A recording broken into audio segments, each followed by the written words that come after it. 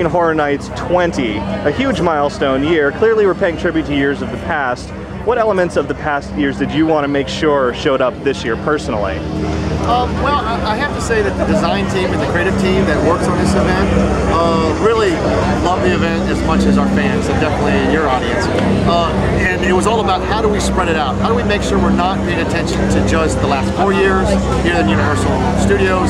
How do we make sure we're paying attention to the years over in Islands of Adventure from 2002 to 2006? You know, and going all the way back to that very first year in '91. You know, so for some of us who's been around for a few years, it's all about how do we make sure we give that equal balance of experience to our audience. And I think the design team and the creative team definitely hit the mark. And everything out here, for the people that have been here for the last 3 years, the people that have been here for the last 20 years, they're going to find something that definitely reminisces them that why they've come to love this event. So I think it's going to be great. Well, given that you've been here for X number of years, yes, or XX number of years, perhaps, I remember back to you coming here years ago, and two of my favorite things that I ever saw at Halloween Horror Nights: one, walking on the floor of the King Kong attraction, yes, and two, seeing Jack invade all the attractions.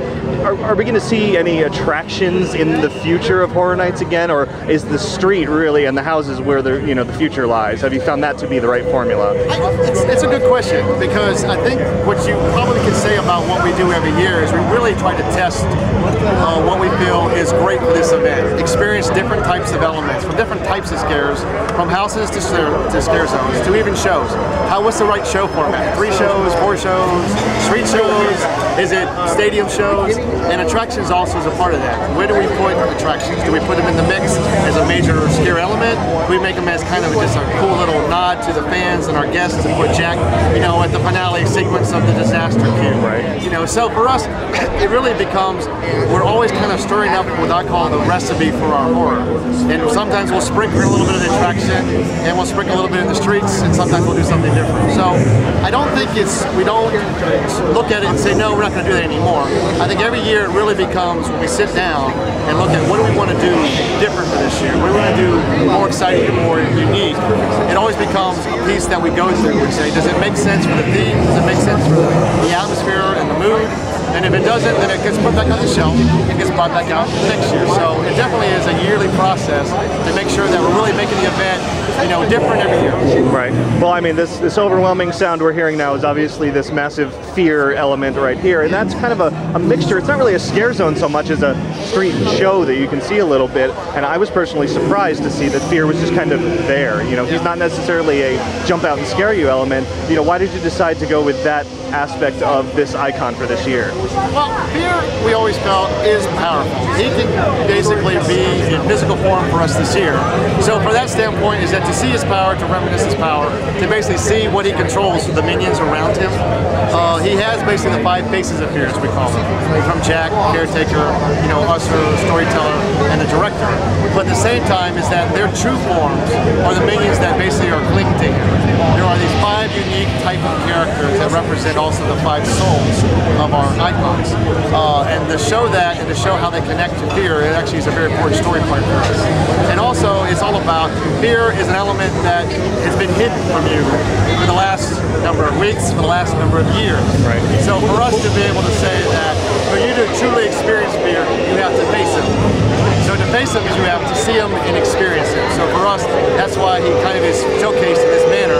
And at the same time, he's also at the base of the 20 years. So for us, our story has come to kind of a point that it is kind of the end moment of 20 years to face fear and see where the next 20 years takes us. Well, when you say it like that, it makes sense.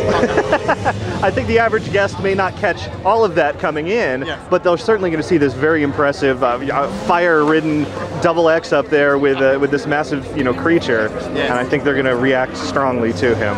Good. What we've heard so far is that most people have reacted to fear in the ways that we'd hoped. He's powerful, he's disgusting, he's creepy. He also has the things that people say, oh, that's just kind of unique and different. Right. And for us, all of those different words say the same thing to us, which is fear is different for everybody. And so for us, be able to get everybody to say a little bit different how they react to it captures what the design thought process was.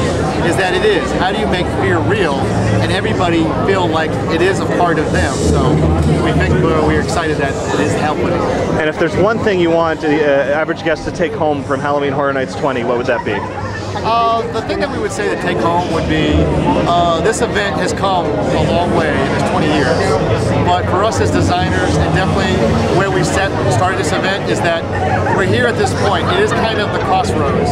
And that's why the tagline of is the next new area of darkness is that just think of what we can do in the next 20 years. And that's our vision, is that it's all about unique and wonderful experiences, creatures that you've never seen before come to life. And then always is the question is, what are they going to do next year? And that's what I wanted for you guys to think. What are we going to do next year? What are we going to do next 10 years? What do you think next 20 years are going to be?